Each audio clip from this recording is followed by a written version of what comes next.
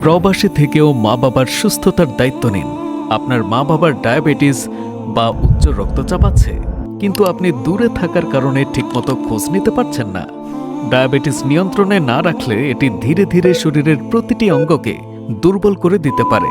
এখন থেকে আপনি দূর থেকেও তাদের স্বাস্থ্য পর্যবেক্ষণ করতে পারবেন আমাদের হেলথ কেয়ার কিট প্যাকেজ দিয়ে।